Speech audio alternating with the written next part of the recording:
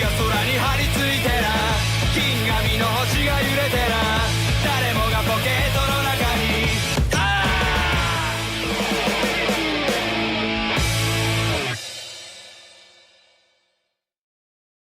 When I saw that you'd done the fan, you'd put it out to the fans to pick an anime, I knew this day was coming because it has been the most requested series up until this point. And I thought, well, all these people, they're all military otakus to some degree. If they see something in it, there's definitely something there for everyone, right? There's gotta be. Why did they lie to me? Why did they lie to me? Answer me that. Why did they lie to me, Pac? I don't think they were lying. I think this show is absolutely outstanding. It is probably one of the shows that I truly love to watch. I've rewatched this show like 5 times now, including this one. It's absolutely amazing. I don't see what the problem is. Man, this one was hard for me. Yeah, thanks for the warning, guys. This one was definitely probably the one you could have picked that pissed me off the most.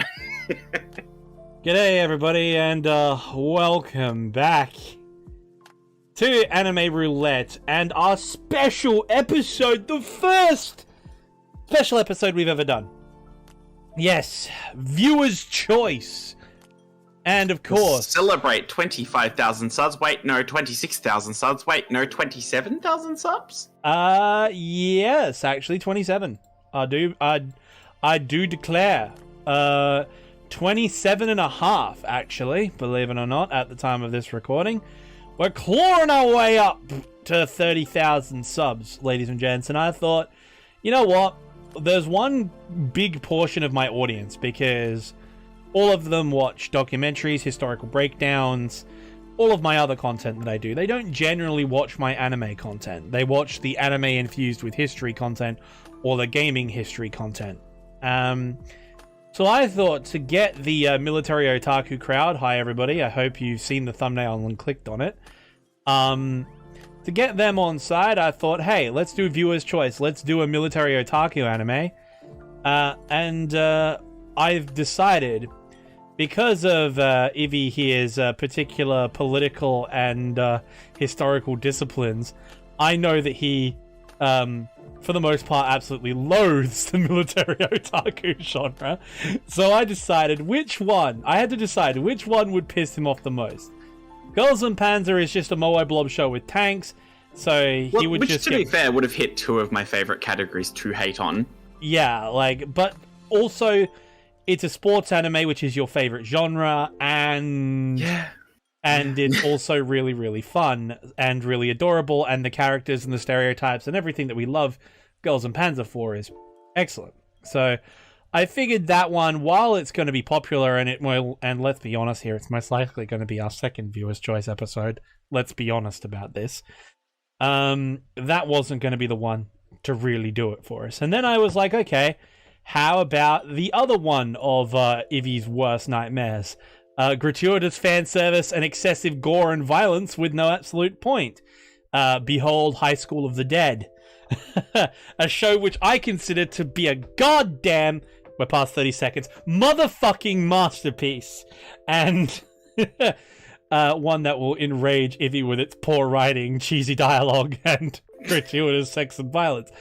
And of course, there's the one which would upset him probably the most in the third category, which is the uncomfortableness, which is turning real people into waifus and then making them all teenage girls.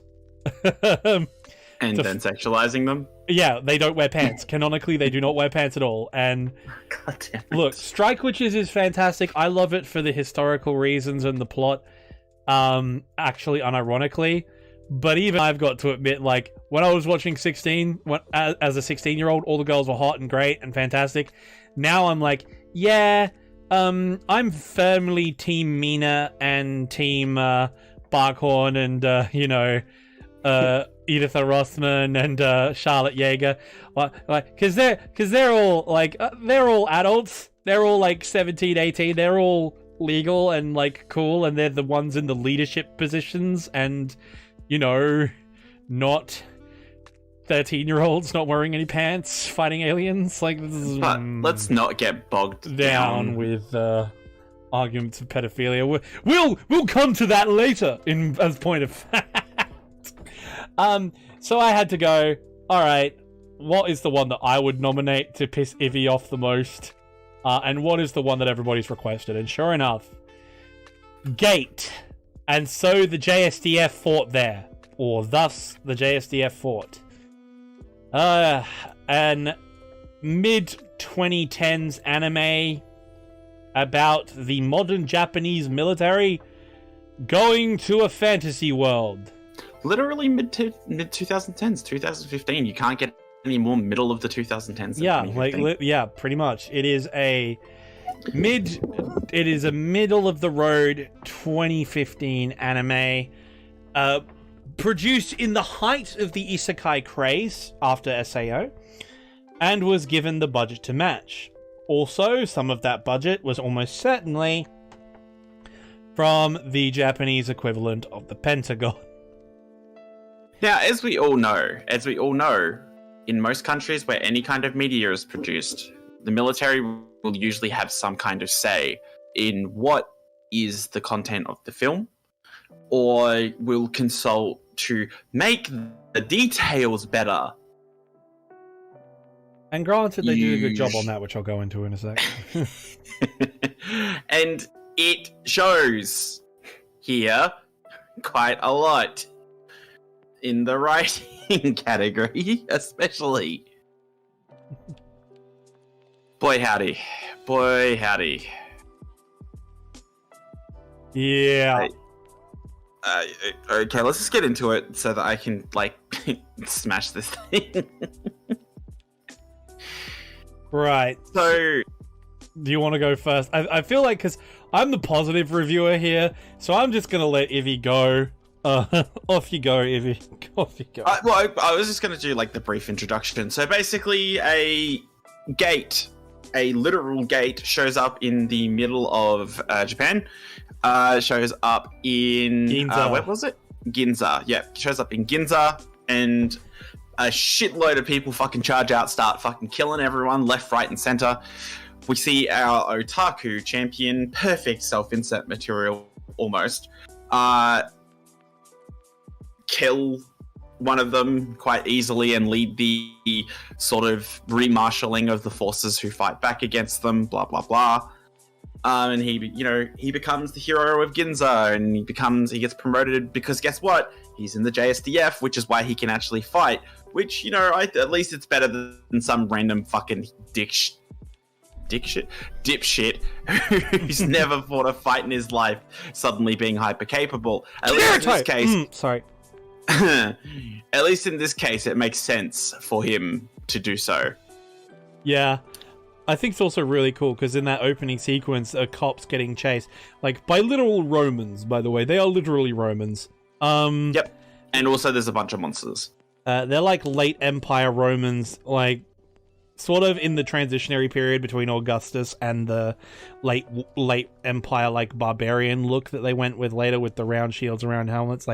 They're kind of emerging of medieval knights and late Imperial Augustus Legion Romans, and they're going after this cop with their shields and spears and gladiuses, and they're going after this guy, and homie just spear tackles the dude, grabs his sword and knifes him just without hesitation. And at that point it becomes pretty obvious, at this point it's pretty obvious that he is JSDF. They then evacuate people to the Imperial Palace, and they close up in the Imperial Palace grounds. By this point, the full enemy army has deployed, and so there are literal dragons and ogres and shit attacking those local civilians, and they're starting to seize local government buildings. Come to think of it, like the JSDF had trucks and tanks and vehicles. They had to march, so they would have been going through like this long, like dark gate area themselves over a couple of days. So they've fully on like marched through here, and then which is kind of a cool concept, just marching in the dark. Yeah, they sort of march through here. They end up in this world, and then they invade and start wrecking shit. Everyone evacuates to the Imperial Palace. And at that point, the local riot cops show up and disperse the enemy with tear gas and throw back the first wave. And then our heroes, our brave, patriotic boys arrive. And the JSDF wrecks face. Like, straight up wrecks face. They're a modern military in a fantasy world which has not advanced past swords and bows, and at that, pretty simplistic bows. Like, we're not talking like crossbows here, we're not talking crossbowmen, we're talking straight up like recurves. And was there recurves, or was that only Tuka that had one? No, they all had advanced sort of bows. Very similar to Scythian bows, because they weren't long bows and they weren't... They were closer, They're closer to horse-mounted, like Scythian and Hunnic bows. But yeah, that's neither here or there. The elves kind of use a longbow version of that, which makes sense, because the elves are stronger and older and better at archery. So, in any case, the modern military wipes them out, and the JSDF roll in with AH-1Z Cobras, like full-on Cobras. They roll in with their self-propelled anti-aircraft guns, tanks, and you got homies with light machine guns just laying waste to this invasion force. And it's beautiful. It's absolutely outstanding. And of course, naturally, this is considered an act of war. They build a secure structure around the gate itself, and they send recon teams into the special region, as it's been known, through the gate, to find out what's going on the other side. And they find out about the Empire, which is where these troops have come from, along with all the other tributary states and feudal world. It's basically feudal European fantasy world, basically. There's, all these feudal lords and feudal countries. There's the cat people, the bunny people, basically all of the typical fantasy races for people to get... enticed by, shall we call it, are all there, and they're all specific races, and there's a whole bunch of lore, yada yada yada. Point is, they get the JSDF together and they set up a forward operations base, or a FOB, on the other side, and defeat the entire Imperial army with just a small expeditionary force. And at that point, that's basically the first episode, and from there the story begins. How the JSDF works with the local populations, what the local populations and culture is like, the different characters we meet along the way. And it's at this point that a discerning viewer, who might have a historical head on their shoulders, notices some things are starting to occur. Some things that look like they start with an S, and then there's a second word that begins with a C. I'm going to talk about the big elephant in the room. This show has a very positive attitude towards settler colonialism. Yep. Long story short. Without...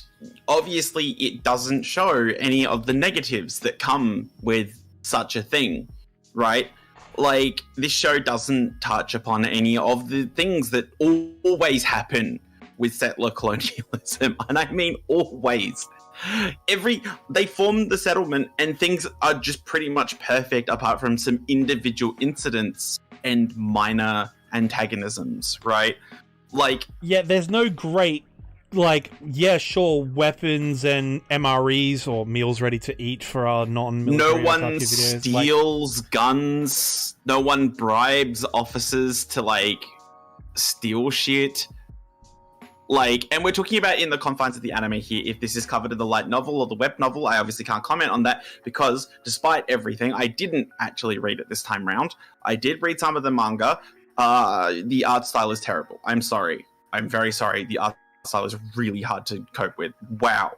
Terrible. The manga's also pretty fucked up, though. It's a lot more The fucked manga up does. The manga does put in a lot of stuff that the anime cut out because of like Japanese censorship laws. Like there is a lot more like gore and violence. You know, it's a lot more overt with like sexual violence as well. None of them perpetuated by the JSDF, though. Yes, and that is obviously the second point here is that the JSFDF has never done anything wrong in this show. It doesn't. Like, from the perspective of the narrative. Yeah. Right? Like, the JSDF march in, they're always on their best behavior. No men ever break rank. No men ever do anything untoward. Like, the classic example, and we talked about this a lot when it happened in the show, was, so Doc... Best girl! Best girl. So Doc opens a clinic in the Imperial City, and she starts very quickly having a very large clientele of prostitutes. And one of the prostitutes comments that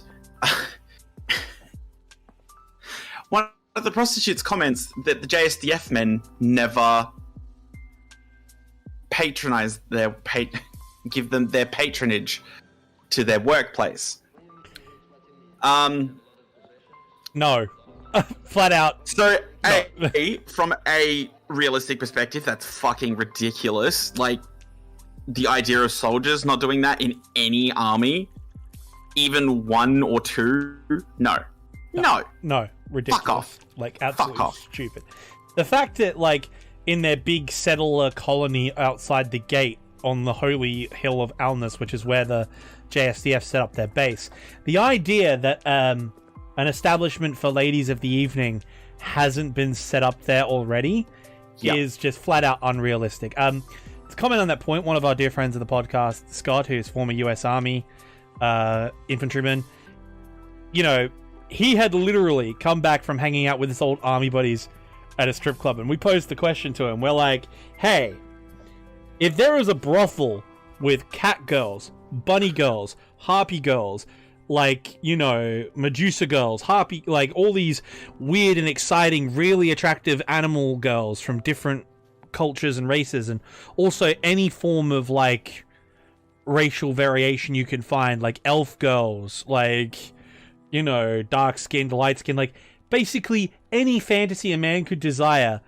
and you're in another world where pricing is a lot more affordable than it would be in our world, you know. Also a world where people can't tell your wife if you're cheating on her. Exactly, right? All of these factors, and his exact words, and I quote, were, the war would end because we wouldn't be going anywhere. Like, why would we go fight? We've got a perfectly good place right here, right?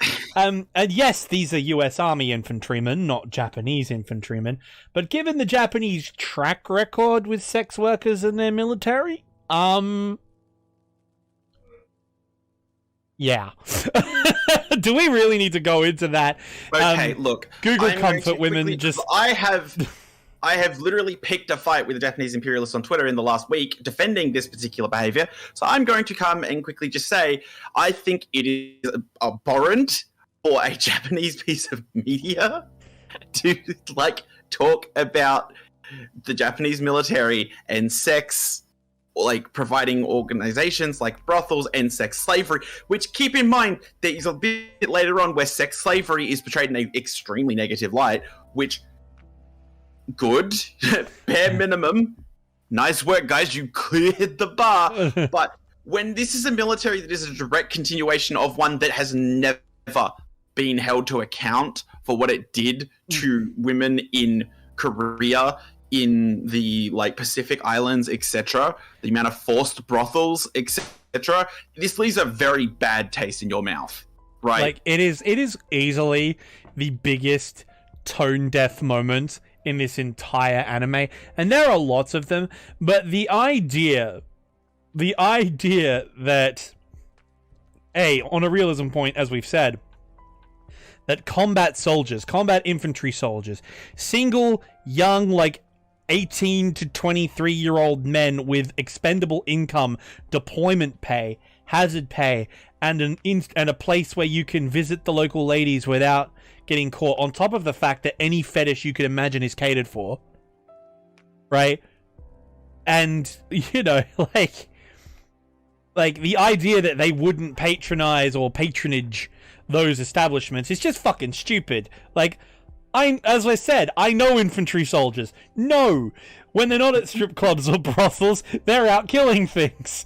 And these people are in a sort of state of standoff, so they're not killing things. So where are they going to be? They're either going to be drinking, or they're going to be at one of these establishments. There's no in between, right? Yeah, and look, like, we're going to use this. This is going to be our brief soapboxy sort of standpoint, where before we talk about, you know, the actual like writing, etc. But you cannot divorce the fact that this show is military propaganda. This is propaganda to make the JSDF look like the most moral, well-behaved army on Earth. And it doesn't matter that you have self-defense force in your title. Half the world's military is doing. There's plenty of them doing offensive wars right now, right? The United States military is run by the Department of Defense, but I can't actually remember the last time they did any defending. The Australian Armed Forces are called the Australian Defence Force. Yeah. And again, when was the last time we did defending? We haven't been invaded since World War II. Yeah, so... by the Japanese! So... And I think it's really important to sort of highlight this, because this is a really key point here. Is yes, they got invaded, and yeah, I do completely understand like the instinct to push back against an imperial force. That makes fucking sense. But once the occupation starts, and this long term, they do imperialism by any other definition. They completely overthrow like the power structures of the local system. They inflate like the amount of this can't be emphasized enough, the amount of damage they must be doing to local economies. It would be fucked. They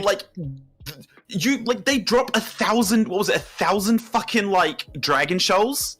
Yeah, like dragon scales. They sell like a massive bag of dragon scales, which is this luxury resource. That entire market has now bombed out. Yeah, not only that, there's the other things you gotta consider. Like, all of a sudden, like, the big strength of medieval and feudal societies is that they have feudal lords, which then report to their liege lord, who then report to the king, who the king then reports to the emperor, right? All of this structure and setups. The big reason that feudalism works in this society is because you have, like, the feudal lord providing security.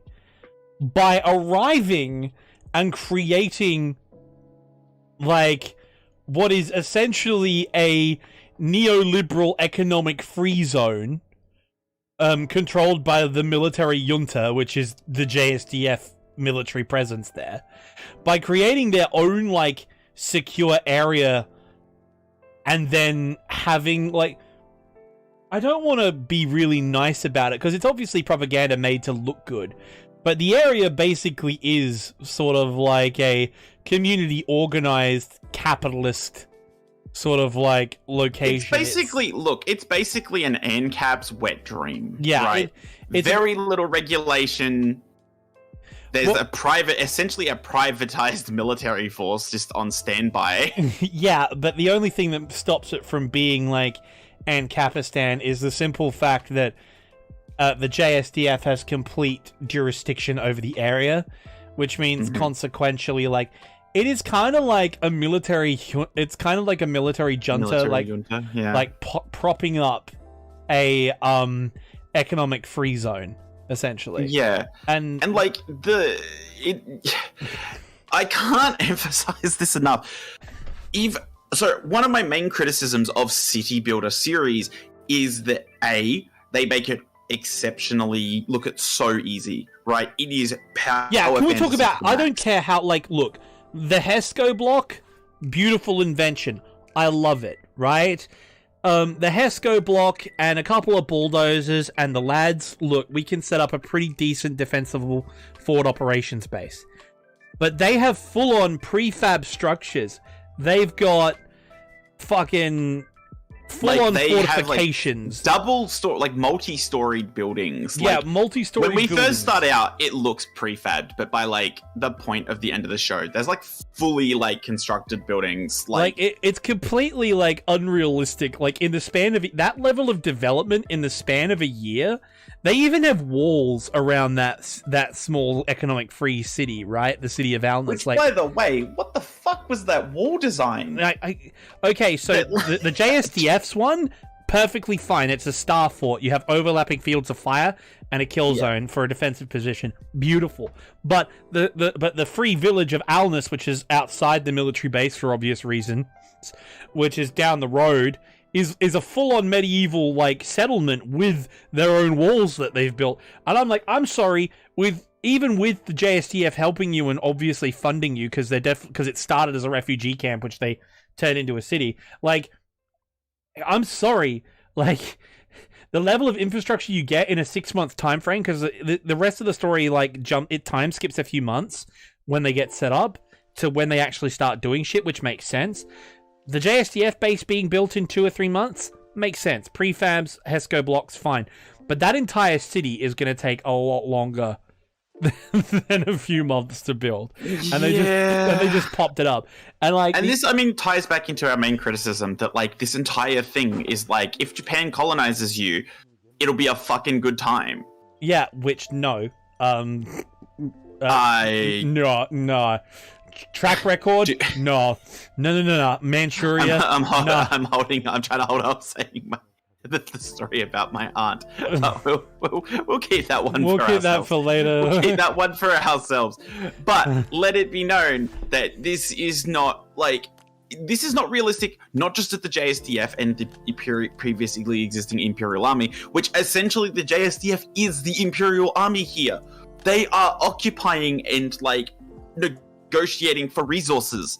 Like, this is straight up Manchuria 2. Boogaloo. It is literally Manchuria 2, Electric Boogaloo, and they're doing the same thing. A less developed society, join us or die, basically.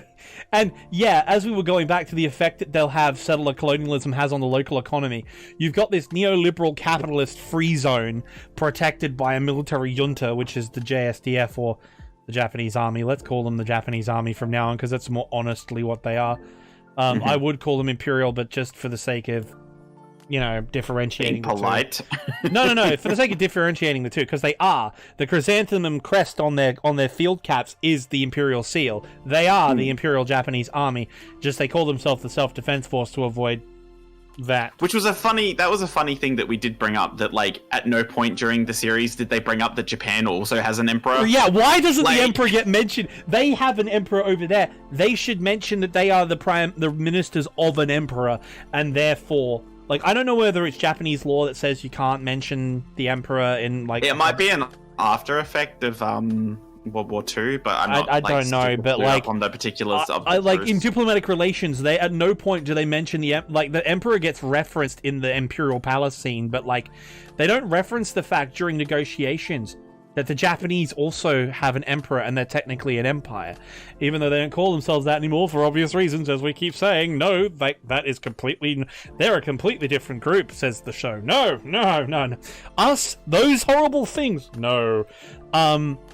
But they do say, like, they don't mention the fact that they serve an emperor. But the point, we're going off on tangents, but looping back around, right? The fact that they're doing colonialism and imperialism in another world, right? The damaging effect that they have on this economy and this political system, because now you basically have a modern neoliberal capitalist military junta who has a military superiority far greater than every other nation in this world combined. And then you have people hear about it and it starts a massive wave of immigration. Like, could you imagine the destabilizing effect that has on the feudal system in the empire? Like, now the entire security of the empire is called into question. Like, it's going to destabilize every single regime. Like, all of their armies and security forces got murdered by the Japanese when they tried to take back the gate, right? So the Japanese army has wiped all of these colonial armies and half the imperial army, right? Also, the most impressive part of this is there's anyone left willing to fucking fight. Yeah, exactly, right? And then... Like, I get that, like, the spread of it all, yeah, it might not have spread that far, like, blah, blah, blah. And that does make sense. It does account for the factor that in, like, military, like, feudal military warfare, that's not going to be the case. Like, you're not going to be able to, like, regions will hear rumors, but they won't hear the full story. They'll hear about, you know, especially when your language doesn't have the words to describe what's going on, right? Yeah, like, literally. Which is touched on. It's one of the details that does make this, like, give I have to give credit to, right? There's a language barrier. There's a language barrier, and at times it's very emphasized, at times it's softened. But, like, for example, the men in green, right, is how the JSDF is referred to by, like, locals. They don't know what camouflage is. Because they don't know what camouflage is, so from their appearances, they're wearing green. And that makes sense. That makes sense for a non-contacted, like, group who have now made contact with the civilization that is separate, like, is completely different, like, in terms of technology, etc. I also like that they do the same thing of they build a syntax to refer to the equipment that the JSDF uses, like the iron carriage for a car, an iron Pegasus for a helicopter, like an iron elephant for a tank. And when Lele is explaining how a gun works, they encapsulate a small cylinder with fire magic or explosion magic to propel an arrow. At high speed, from metal staffs they call guns. And yeah, like once again proving my point from the video we did on Call of Duty World at War, guns are just metal clubs. Yeah. Or spears, depending on if they have bayonets. But yeah, like it's all very interesting, but like the impact of the colonialist activity of the JSDF in the world, like, because I do give the show some credit in the sense that they do sort of drop the facade with that Kunikita guy, like the intelligence officer, the S2. I really like him because he is basically obvious about this. He's like, yo, we're here for oil, we're here for diamonds, we want all this shit. And he negotiates with the local king. He's like, I want a tax exemption and mining and drilling rights to your empire. And he's like, you can't do that. Like, my entire empire relies on like gold and silver. Can I have rights for everything that isn't gold and silver? Oh, so there's something else valuable under there? It's like, well, if it's not valuable to you, does it matter? Like, they're being blatantly, like, there are moments where they're, like, straight up being obvious about the fact they're conducting imperialism and colonialism, and the fact that the JSDF can just basically obliterate the entire imperial army without trying. But they also do the thing where the same thing is, it's completely incongruent, because there are certain times when watching this series where I'm honestly like, you know what? If I was the JSDF in this particular circumstance, I would just go in and wreck face. Right? Straight up. Just go in and kick some ass, right? But they don't. They do all this stupid political maneuvering and diplomacy and all that. And that's where Ivy's biggest criticism comes in. Look. I tolerate a lot when it comes to anime. I have watched stuff that I wish I could scrub my eyes for. I have, in the course of this podcast alone, I've had to watch quite a lot of, like, graphic content that I wish I didn't have to. However, I have never seen such open apologia for a relationship which absolutely is fucked up. I'm sorry, but if you are an adult and a 14-year-old is hitting on you, you say no. Even if you're worried about them, it doesn't open the relationship. You still say, I'm glad you're okay, but no. Under no circumstances should a what did I say he was 22? What was it, Sugawara? Sugawara, like the diplomat's like 23, and this 12-year-old girl named Sherry from a big famous family. Like, basically, this little girl develops a crush on him because he's a foreign diplomat and very cool and very suave, and his country has enough military power to wipe out the entire empire. So she's like, oh, this man's so hot, he's so great. She develops a crush on him. Like, let's be honest, even at age 12, 13, we all look, you develop crushes on adults. It's on adults to say no. Yeah. Always. Yeah. Always. As an adult, your job, if a child attempts to flirt or get into a relationship with you, is to say, you are a child. Go away. Not, call me when you're 18. Yeah. Not, I won't do anything illegal until she's of age. No. You say no. No. Flat out no. No is no. But of course he justifies it. He justifies it by saying, oh, because she's from a rich and important family, that's crucial to our diplomatic plans. I'm going to leverage this relationship to get to meet her father and her parents and develop a good diplomatic relationship with them. And at first, it seems like that makes sense, like playing along with it to sort of like leverage this shit. And look, for the sake of the discussion, I will say that he goes in with it with a diplomatic mission in mind, and that, you know, naturally he feels protective of her because, you know, she ends up getting chased by the literally Roman secret police, like the Frumentarii. She gets chased by the Frumentarii. The Frumentarii meets the Gestapo, right? She gets chased by them, like full-on Volpe and Coulter outfits, like full-on, like Vexillarius helmets, like whole 9 yards, right? She's getting chased down. And the thing is, I just... Oh. Also, props to Pac for the absolutely bang-on response of starting to quote Fallout New Vegas during this segment. Yeah, because it's like, I did, like, witness the fate of the town of Nipton, and when you move on, right? It's like the first thing I thought of when I saw those helmets, right? But yeah, she gets chased down by them. But long story short, right? Like, I can see, because of how she talks in a very adult way, because she's from a noble house, and so she's very well educated, and she's very well spoken above her age. And the reason why I'm able to cut it a little, not completely, it's still fucked. I want to make that absolutely clear. But why I'm able to cut a little slack is because of the fact that from her culture and where she is, 12-year-olds getting married off to senior diplomatic and government officials is normal.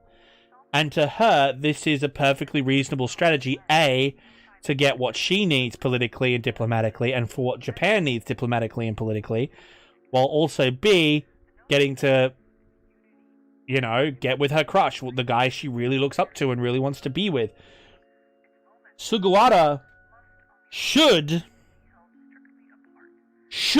say, I appreciate it, and I'll take care of you, and I'll look after you, because he does the right thing. He rescues her from the Gestapo. Like, I'm not going to knock someone for risking everything to rescue a young woman from the Gestapo, right? Not going to knock him for that.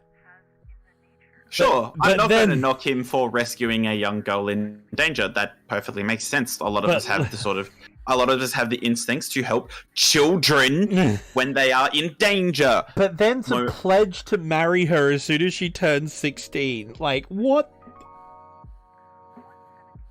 You could hold it. You could hold off. You know, you could say, hey, this woman is you didn't have to commit to her, like, marriage or anything. You didn't have to say anything of, like, you say, no, this woman is important for diplomatic efforts, and she is officially under my protection. You'll let her go. You could have said that. But no, he straight up proposes to her. And in this world, and in front of a holy order of knights, that's a binding agreement. So, literally. Can we also touch on just very briefly, because I feel like we're going to split this sort of into like our sort of critiques and like of the world and the writing and stuff, and then we'll actually get into the actual proper like meat, I guess, of a review. But like, can we just touch on like It's so easy to get into a de facto relationship in this one. Yeah, right? Like, everyone ends up together in the end. If you live under a roof with someone for 3 nights, that's all it takes. And okay, we have come to this point because I think this is a good like jumping off point to transition to talking about the actual show more broadly. I have one major fucking bone to pick with the like core writing of this show. It has nothing to do with this being propaganda or an apologetic for like all kinds of fucked up behavior. No. Her name is Pina Colada.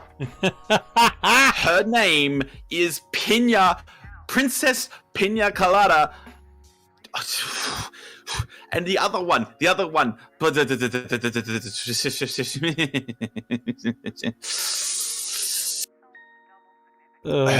Her name is Lele La Lelena.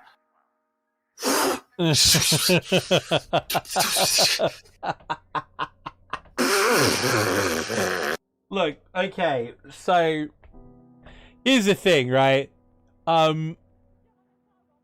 The last thing we're going to talk about before we get on to our discussion about the actual reviewing of the show, right? The other major political discussion we're going to get out the way right here is the obvious,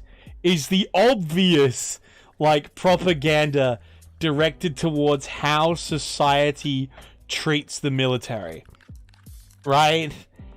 Because essentially there are two things that are constant throughout the entire 24 episode runtime of this show.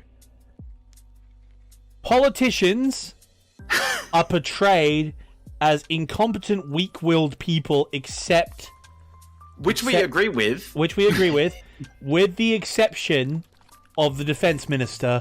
Also, can we just say that we agree with the fact that politicians are spineless cowards in the sense that they are spineless cowards, but not the fact that they are they're spineless cowards for not giving the military free reign? Yeah, and the other thing is that the military is always like, and that politicians persecute the military, and that every politician is just out there to attack the military and question how we do things, and they don't understand, and they should be more realistic. And this is best seen during this court sequence, like the diet, like I guess the diet sequence where they're talking to the diet, like the parliament, and in it we see a journalist / like politicians asking the questions like, why are you doing these things, like, civilian casualties, blah blah blah, and it's like, the JSTF would never do civilian casualties, and I'm like, are you sure about that? Are you sure about that? Are you sure about that? Because there's not a single goddamn fucking military. There's not a single goddamn militia in history that doesn't have a fucking history of civilian fucking casualties. Almost certainly, during their operations, the JSDF would have accidentally killed civilians. Like, it's almost like it would have been almost certain, right? Like they talk about no civil. They level the Senate building and then claim no civilian casualties. Bullshit.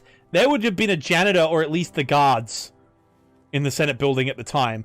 Like Congress, like Capitol Hill is still guarded by security people even when Congress isn't even in session, and it's also got administrators and cleaners and cooks to support those staff in there and all that shit. They blow up the Senate. Oh, no civilian casualties. Are you serious?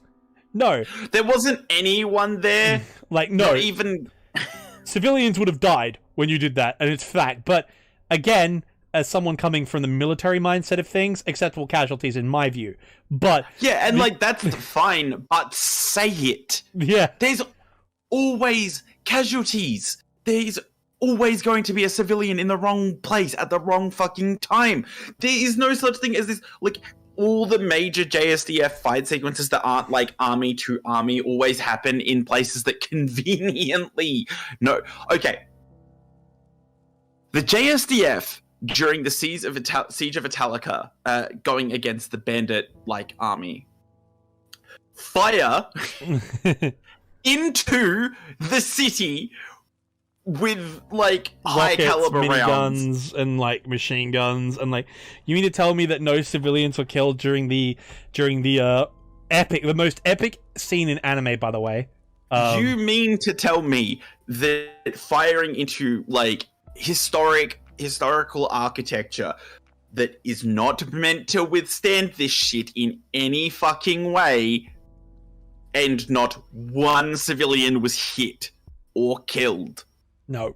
At all. Flat out. And, like, no. you can do they would have done worse. And it's like, yeah, they probably would have done, the, like, bandit army probably would have done worse. But you fired rockets and miniguns into a city that, by all definition, doesn't seem to be evacuated. People would have had, like, there would have been collateral damage in that battle, like, straight up. There's no way there wasn't. And, like, yes, true, they picked on, like, the battle with the fire dragon and say, oh, the Japanese abandoned them and left them to die. And I'm like, you're asking like the sort of simple questions for them to answer, right? It's purely political. Like, basically, in this thing, politicians and the politicians are weak and terrible, which we agree with, but they are weak for not giving the military the ability.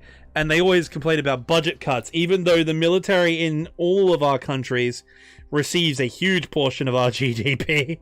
Like, in all Western neoliberal countries. And, like, Japan's like the 5th largest military in the world.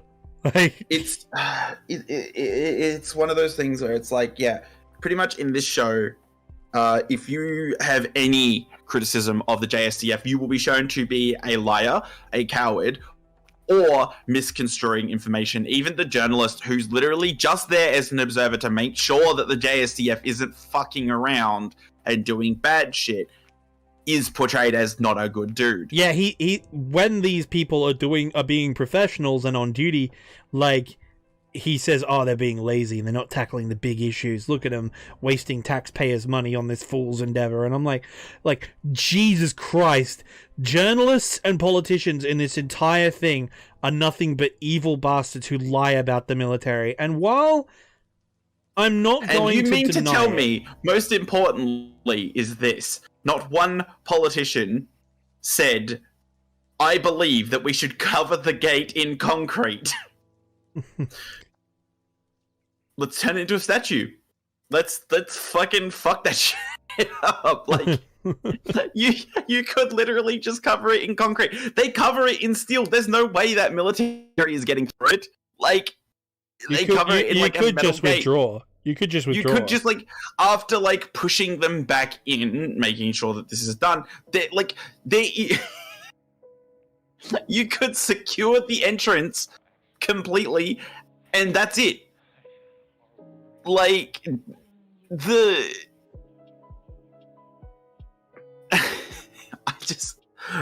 okay, let's get into the actual show. Let's talk about the events of the show and talk about it from a writing perspective. Otherwise, I'm just going to rip my hair out here.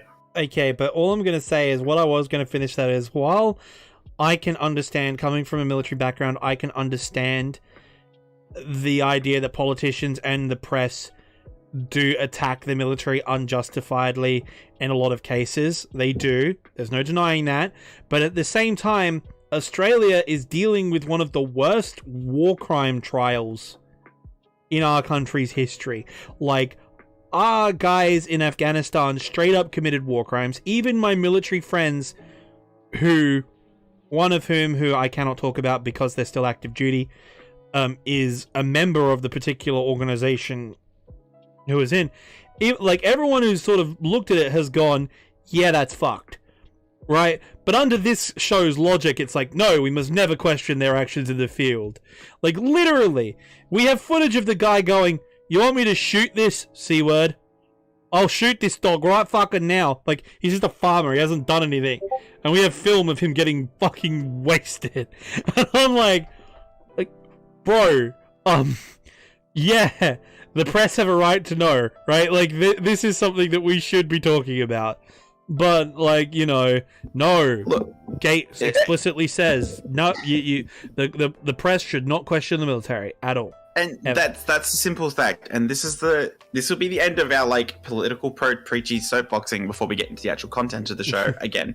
I mean, we've been talking about the content of the show. We've been talking about what it's like, the base it's built on. But, like, the reality is here that this isn't... If... I'm going to put this out before we start this, because this will be a good question for the audience to think about as I go along.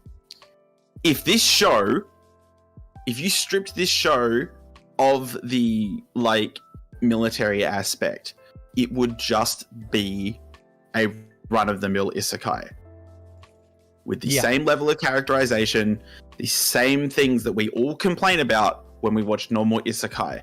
Yes, the military angle gives it a different flavor, but isn't it just an isekai with extra steps? Yeah, essentially. Keep that in mind. Keep that in mind, because I'm going to come back to it, and I'm going to hit that point fucking hard. So, the plot of the story. Well, we've kind of already done it, really. The JSDF goes to another world, and that is JSDF goes to another world, and for 24 episodes, they piss around in the other world and just kind of do things there. There's no real overarching story. What it is it's kind of doing the Log Horizon thing, where there's like 4 or 5 consecutive arcs, and that the big overarching story is the ongoing peace process between Japan and the Empire. And like, that is a fairly interesting concept. It's not something touched on a lot in a lot of anime, the idea of the like complicated negotiations and diplomacy. Diplomacy is a really cool thing. It's way more interesting than we let on. And it's probably, in my opinion, that whole dynamic of Pinya going to talk to the Japanese government, and the Japanese and Sugawara coming back and discussing things with the Empire and so on. That is where, in my opinion, the show's best writing is. I do like that quite a lot. Is it as well executed as it should be? God, no. The Americans and the Chinese make a couple of brief appearances, but they're just a sideshow. If this happened in reality, let's be real, it wouldn't be the JSDF going through the gate. The US has bases in Okinawa and a huge naval base in Yokosuka. Like, the Global Reaction Force that's based in Texas, like Global GRF, right? Like, they've got a unit based in Texas with 1st Armored. There's 82nd Airborne there as well. Like, they can put a division of troops like anywhere in the world within 24 hours. It's what they're designed to do. Global Reaction Force of the US Army would be rolling through that gate way before the JSTF is, and yet they're only like this side gag that appears in one episode when they're trying to kidnap the 3 girls, right? Actually, you know what? We haven't talked about the characters, have we? No, because the characters suck! Okay, so let's talk about the characters. So let's talk about Protag, Otaku-kun, Itami, Shoji Itami, who openly proclaims at the start of the show that he's an otaku for a gacha game and doujinshi. He is just a nerd, like a flat-out nerd. And he has hobbies, and he places his hobbies before his work. Oh, did we forget to mention he's also a ranger and special forces? Yeah, they just dropped that. Yeah. Now, I'm going to say this, and this is in defense of this. Kuribashi plays off one of the members of the squad plays off this thing as a joke. She's like, oh my god, how is this otaku piece of shit a special forces ranger? Like, how is he so badass? And this is my response.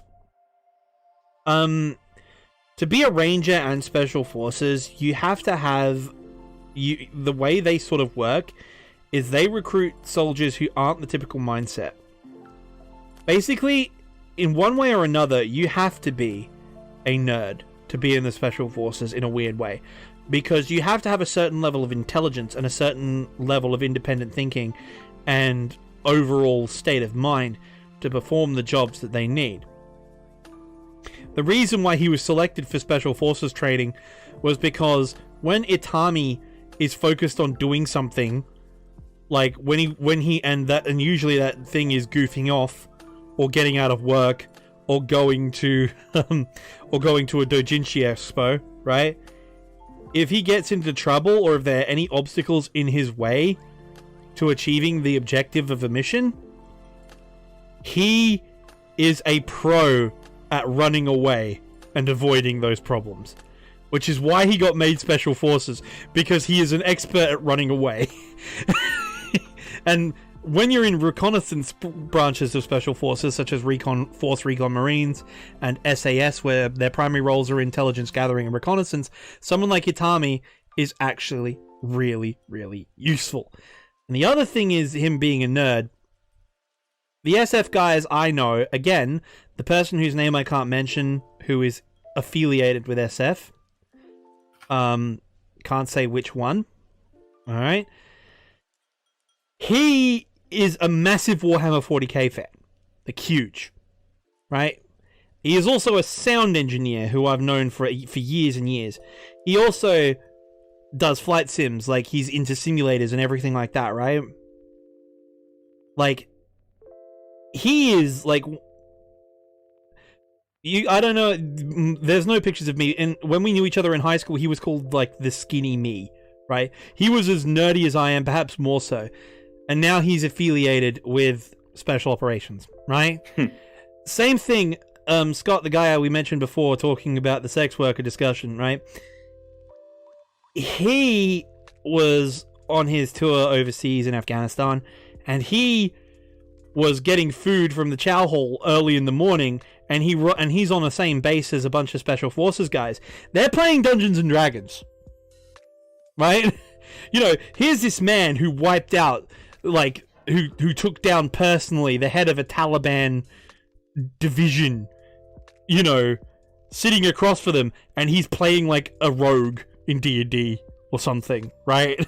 Like, I cast Fireball, like, I roll for initiative, like, oh, fair maiden, I'm here to save you. These are all, like, hard motherfuckers. They're all trained Special Forces guys, right? And they're playing D&D. So, the fact that Itami's an otaku, and the fact that they play that up, to me, personally, when it's revealed he's Special Forces, it actually makes sense. So normally, the big thing that they throw in the works, which everybody will say, oh, this is completely unrealistic, there's no way he's actually in Special Forces.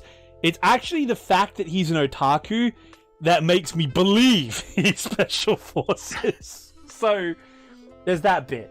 But yeah, apart from that, he is your typical Isekai protag. He is literally a Kirito protag. We really need to deal with these protags, man. These fucking protags. Oh my god. They're flat. They are the most generic Isekai. Doing Arihurata and jumping straight into this, I'm just like, I would kill for a protag with more than one character trait. Yeah, because right? Arifureta, it's like reluctant hero protag. In this, it's absolute badass Special Forces otaku, right? Yeah, and like there's moments where we get brief glimpses of like a little bit of depth, and that's it. Like when we see his thing with his wife, and they're like, oh, you know, we split up because we were sort of better friends than we were like husband and wife. You know, it was a marriage of convenience, blah, blah, blah. You know, we couldn't deal with the distance.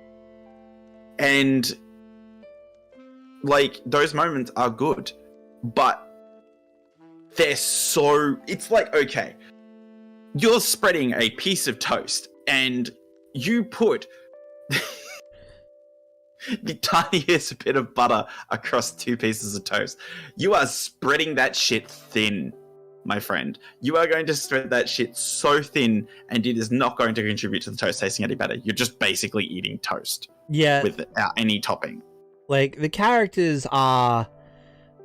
They are one-dimensional. Lele may as well be called Ray Ray. In reference to, yet again, Rei Ayanami from the Evangelion. She is just a cold, relatively emotionless girl who occasionally has flashes of love for our protag, because guess what? It's also a harem! Of course it is. Because of course it is. All of these shows are also... the one thing I will give this show credit for is that if I don't know about the web novel or the light novel endings, but if they just end with him being like, fuck this, no, to all of the girls, because one tried to him. Yep. One is 15. Yep. One views him as a father figure, and that creeps him out. Another is Rory is Mercury a slave. Yep. Good point. And that's what I mentioned when I said the R word. That was Rory. Yep. And there's a fifth one, isn't there? Oh, Pina Colada, who is probably the healthiest out of all of them. But then he's like, I don't want to because she's like...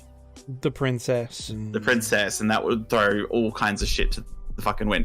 Obviously, it kind of feels like it's going to be Pina, if I had to be honest. But yeah. I don't know for sure. This is just me speculating. But yeah, it's like... But yeah, so we'll go through the list because we've mentioned the harem. So we've got Lele Lalalena, who's the mage. 15 years old, blue hair, and she's... Learns Japanese very quickly. Very convenient, mind you, that she learns Japanese quickly as she does. Yeah, but she's also a mage who is very academic. And that's what I mean. It's convenient. Yeah. Well, it's also actually one cool thing about her character I really like. She becomes OP at magic because she has access to modern day textbooks, so she gets a better understanding of how the elements work, and so her elemental magic is like 10 times more powerful now because she knows how it all works. And I thought that was a cool little detail, but I'll throw that in there. But yes, she's a mage. There's an arc where she wants to become a doctor of magecraft, or a sage, so yeah. But yeah, typical Rei Ayanami clone, relatively emotionless except for moments when she needs to be. Cool, calm, and collected, you know, standard. Then you have Rory Mercury, the most AKA popular. the fan favorite with 4,000 something fucking favorites on Mal. Fucking hell. Yeah, Rory Mercury is your stereotypical, she looks 13, but she's actually 9,000 years old. Well, 961. And she's dressed as a gothic Lolita because she's actually the apostle of death for the god of death in this world. She is literally the Grim Reaper, and she is known as Rory the Reaper. And she gets sexually aroused when there's combat happening near her, and the only way she can get rid of that is if she either fucks or if she starts killing people. And because Itami is, despite it all, at least somewhat of a decent human being, she ends up usually coping with this by murdering dudes. And it's awesome. But yeah, she is horny. She is the Ara character, like, oh, you're so cute, beauty humans. There is one more Ara character, and they fuck... Okay, look. I've criticized the character writing so far. And this character emphasizes why I fucking hate the characters in this show. The character in question says Ara so fucking much. It's literally they're like, ha ha ha ha, wouldn't it be funny if an Ara character was like fucking 60 years old? Yeah, no, that character is annoying. She's actually a friend of Rory's, and she's one of the mages who became a doctor, and she's like, she says Ara every 5 seconds, and it's so annoying. But Rory Mercury is fan favorite, and for a reason. She has a flimsy excuse for wearing a gothic Lolita outfit. She murders everybody. She gets turned on by battle. Boy, howdy, does that make me uncomfortable. Honestly. Also, okay, I know I said I wouldn't do it. I knew I said I wouldn't. Fuck. Okay, I'm bringing it back. Okay.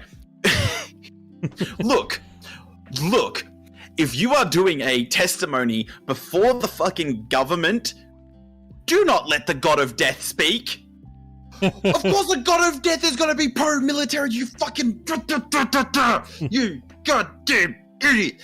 Oh, look at this, the god of death owned her. So fucking cool, bro. Yeah. She's the god of death. Of course she stands to benefit from more people dying. She's gonna, take the course of action that causes, that is such a lost opportunity, by the way, right? That is a huge lost opportunity to have Rory be, a grey morality antagonistic character. Yeah, because she gets introduced like that, and then it turns out that she's actually, because she's a goddess and a priestess, she's, actually a hero for the people, and she ends up protecting people 99% of the time.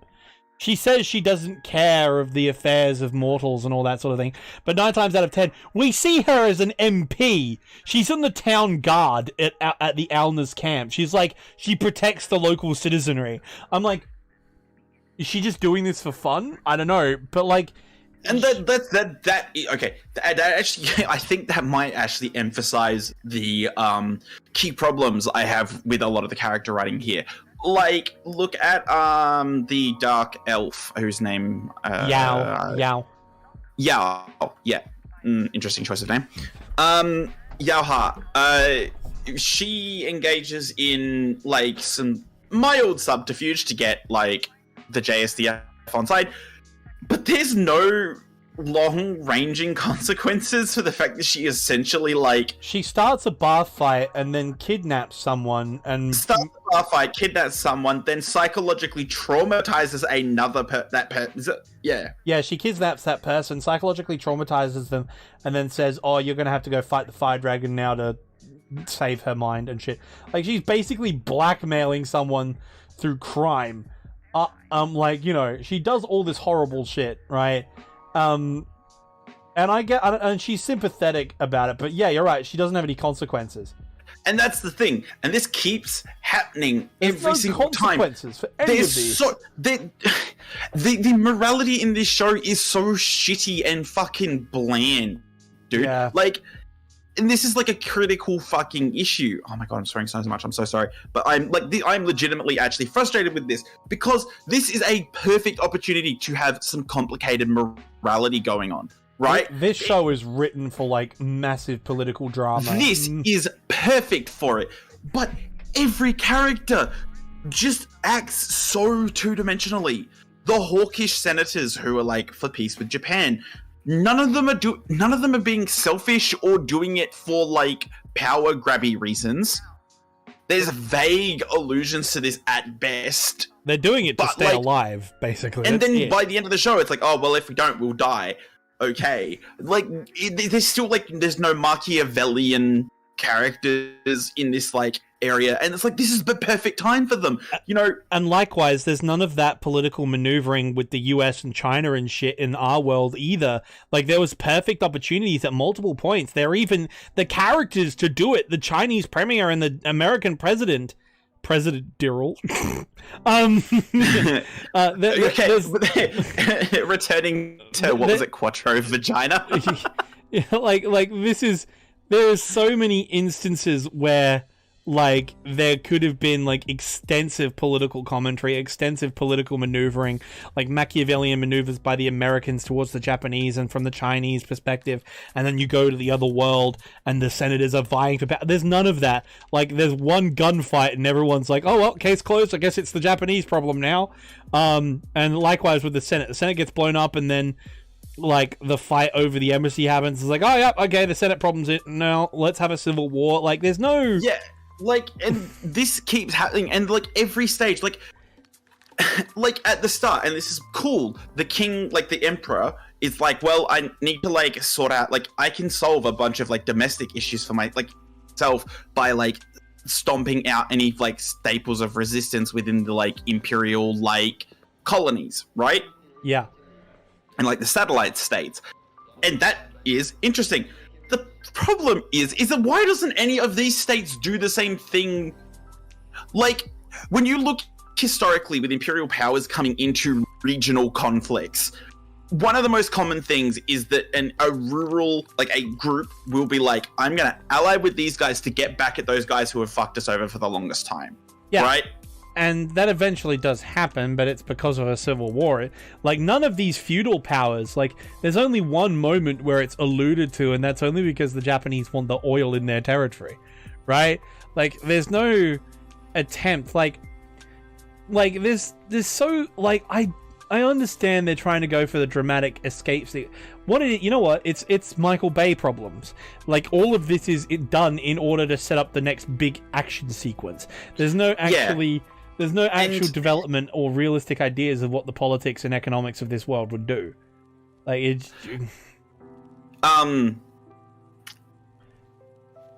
Yeah, and it's this thing, and this happens a lot in these kinds of shows, is that they love to do the high-minded drama, except they don't know anything, like, anything, so it comes off incredibly shallow, like it does here. Like, we look at all, like, we see this thing happen over and over and over again, and there's no...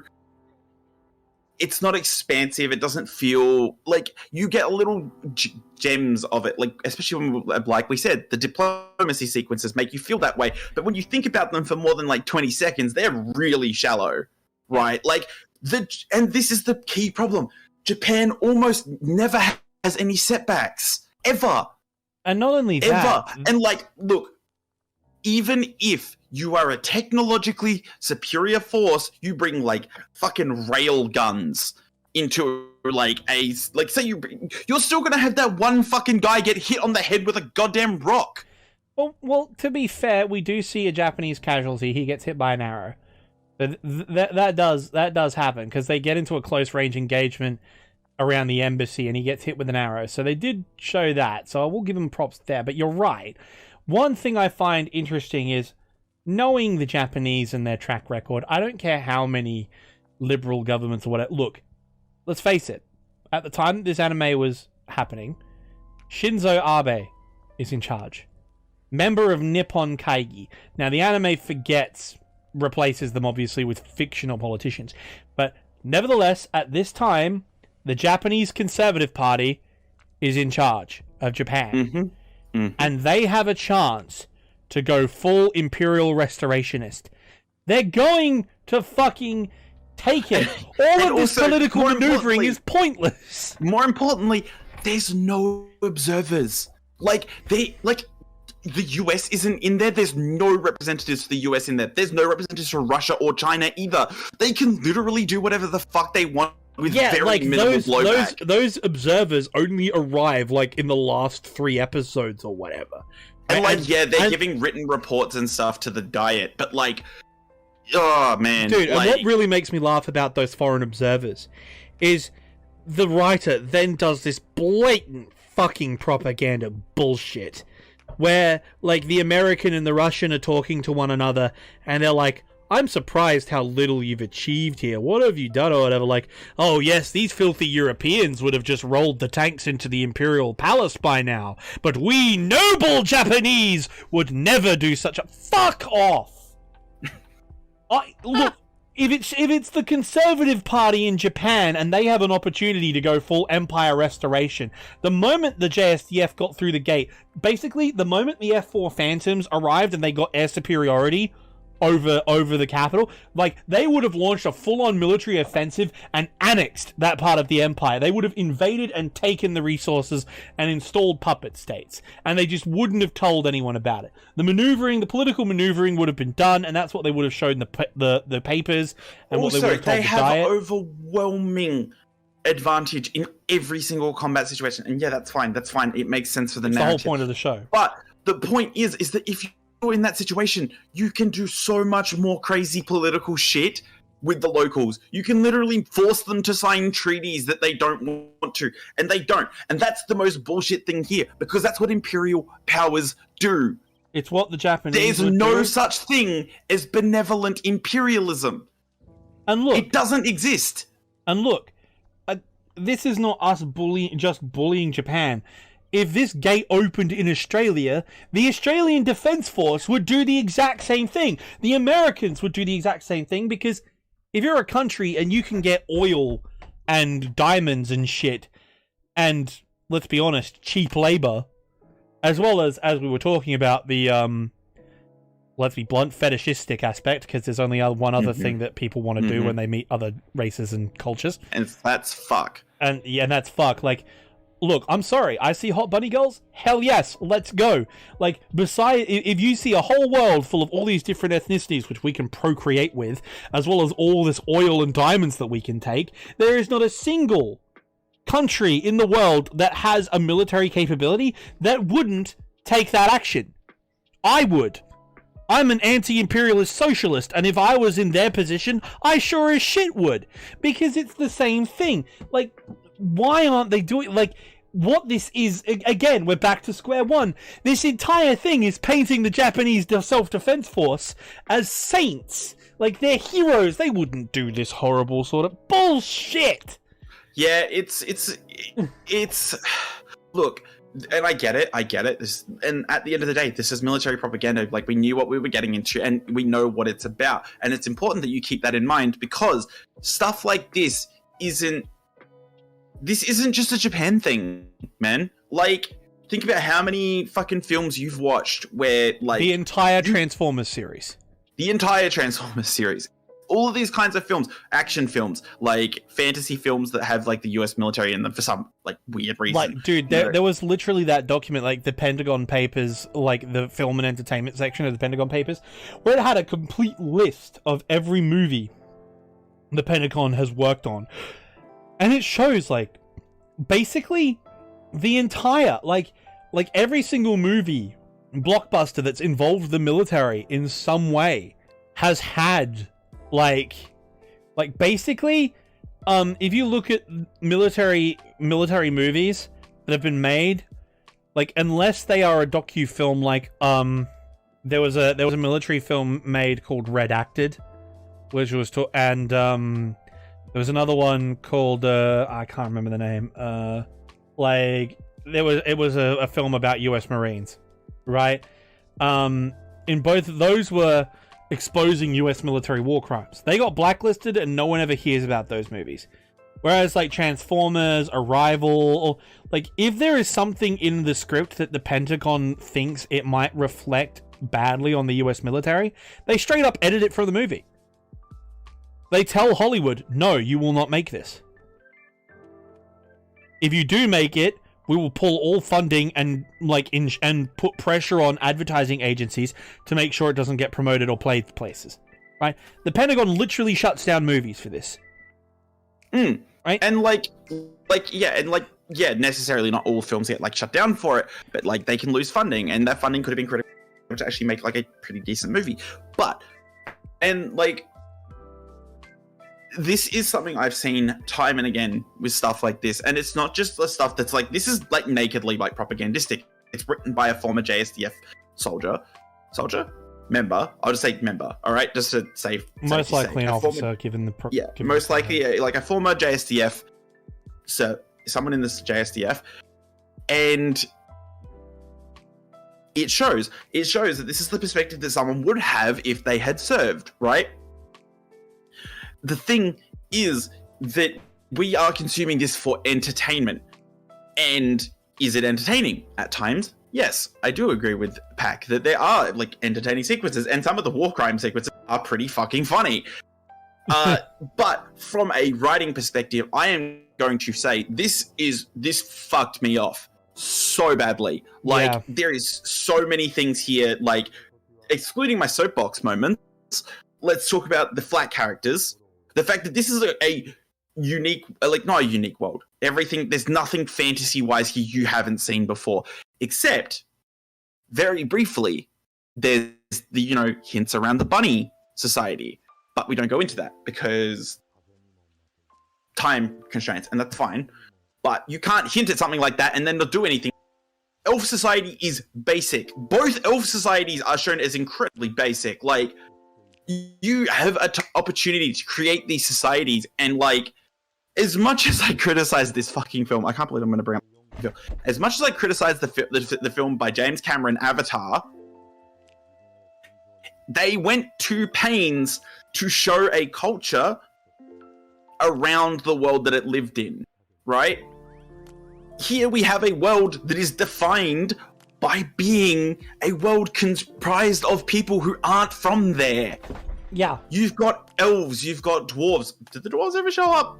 No. Yes, they did. Yeah, they did. Yeah, there was those, they were dwarves. The ones who got like Pied Pipered, right? Yeah. They were dwarves. There's elves, dwarves, goblins, etc., etc. But we don't see a world like that. Like, we don't see a world that's like struggling with the like implications that every long period of time, every couple of thousand years, an entire new ethnic group is added in. And that's the whole point of the show. Like, I love the idea that this fantasy world, like, again, should we just, like, because we're going to be here ranting for hours, and we've already been going for an hour and 10 minutes. Like, long story short, what Gate is it is a very good fantasy world, and it's got a very good concept how there's all races are here because the Gate has brought them here. And so the reason they appear in our mythologies on Earth is because we went through the Gate and saw them, and that's how the humans ended up there. So our human ancestors in antiquity, which is why they all look like Romans and shit, went through the gate and met all these people, and that's why they appear in our mythology, like centaurs and bunny girls and all that. That's why they appear here, and elves and dwarves. That's why they appear in our world, because we saw them through the gate. Our ancestors saw them through the gate, and that's all this great. What I'm saying is, we can both agree on this. This show has so much lore, so much world building, so much potential, so much golden potential to do a million different interesting things. The fact that you're bringing a modern military into this isekai world, all of this interesting stuff, and it does nothing with it. It does isekai. That's it. Like, yeah. This show is it's good. And this is the thing, you can't even say this is a great action show, because the gaps between the action sequences are huge. And that's fine from a storytelling perspective. I don't think there's anything wrong with that. But if the place where your show is at its strongest is military action sequences, and there is episodes without, sizable gaps between things happening. The best parts of this show are the military sequences. So, characters, let's briefly go over the others. You've got Recon Squad 3. We're doing this at the end? Yeah, we're doing this at the end. Long story short, you got the characters, you got the Recon Squad and the homies, Kuribashi, Sergeant Major, and homie who I keep forgetting honestly, his name. The fact that we're just quickly throwing them out like this, that's about all. That's it. That's all they get in the show. Tuka is the blonde elf girl who survives by getting thrown down a well during a dragon attack, which is dumb in its own way. And yeah, we got Rory, we've got Lele, we've got the various other characters. We've got the Pina Colada, and we've got who's Princess of the Empire, and her band of knights, who are all very cool. And then you've got the evil prince, who's the main antagonist. But we don't really need to go into the depths about their characters, because there's no depth. There's no depth. If you've seen an isekai, you know the evil prince is going to be an asshole who's going to turn it into Nazi Germany. You know that the and also it's that thing where I often feel like these authors aren't confident having these characters be morally dubious, so they just overcompensate completely. Because we see him rape and abuse women, he enslaves people, he is shown to be completely useless at military tactics. This dude is bad at he is bad at everything. And then suddenly he comes out of nowhere with Machiavellian genius and takes over the empire. Because he needs to make the story happen. Yeah, right? And the story can't advance without an antagonist, and everyone's at this point it's kind of well, I guess it's going to happen, so may as well go with it. No, you got to suddenly have this stupid play involving him and the bunny princess, and this is again comes back to it. The fact that they do every single thing Atami does works out. Every single thing. Fighting the dragon goes almost perfectly. Rory gets injured because she's taking the injuries for Itami, which I call bullshit on. But secondly, then she gets attacked by her sister, loses, then they come out to help her, then they win. At no point do we at that point I was oh well, they're not gonna get Rory's not gonna die. Obviously. Well, she can't. She obviously can't die. She's a god, she can't. She's a god, she can't die. And they're not even gonna give us the satisfaction of oh, she's gone for a bit now because she's been kidnapped. No, long story short, the characters are the weakest part of this show. If you come into this show and you think it's different to a power fantasy isekai where the heroes always win and never suffer any issues, and you're no, it's different here, none of them have super overpowered powers. Their super overpowered powers is that they have fucking helicopters that can blow people up. Okay, so writing, bad, flat out bad. The characters two-dimensional, flat, passable for isekai, but in general anime terms, bad.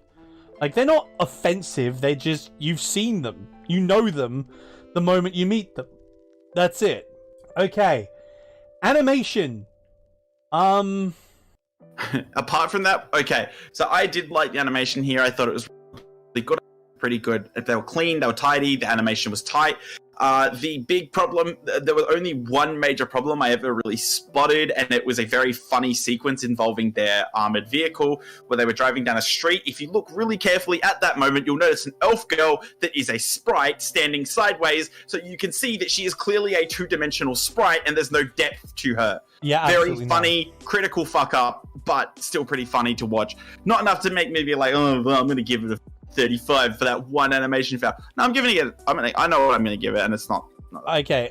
Fact of the matter is, this show, as they say, had the budget because, of course, the defense department's backing it. So, as a show, are they all flat and generic? Yeah, but all of the animation, like especially the CG for the military equipment, money. And especially, it's no maybe about it. I'm definitely fucking biased. The animation for the F4 Phantoms, mwah! The day that the Japanese Air Self-Defense Force retired the F4 Phantom is a tragic day for all of us aviation military otakus. I'm sorry, it was a sad day. But the fact that it shows up both here and in High School of the Dead as the recon aircraft that flies over proves beyond a shadow of a doubt that the F4 Phantom lives on among Japanese aviation enthusiasts, and I commend you, brothers. But yeah, animation, I absolutely love the animation in this show. I think it's great. The military equipment and the guns, especially. Like, reloading, rounds being expended, like spent rounds being ejected from the rifles. Reloads, which I think I've said, the muzzle, the firing, the actual weapons and how they function, the tanks, the helicopters, the jets, everything is beautiful. Soundtrack. Second opening bangs, and basically, the opening and ending for the second episode, fantastic. The opening and ending for the first episode, seasons. So, second season or second half of the 24 episodes, opening and ending, money. Yeah. First half, shit. First half is shit. Out of the openings and endings, I didn't like the first one. I thought it was pretty generic. Couldn't really there's literally nothing to talk about. It's like one of the most by the books anime openings I've seen. Both openings in terms of actual what they look like are just incredibly mind-numbingly boring. The second song, good song. I enjoyed it. I did. Second ending, I was fine. I wasn't as positive on you as I was it's fine. No, the animation was kind of cool. It's because all the girls get the JSDF uniforms and do the salute and everything. I loved it.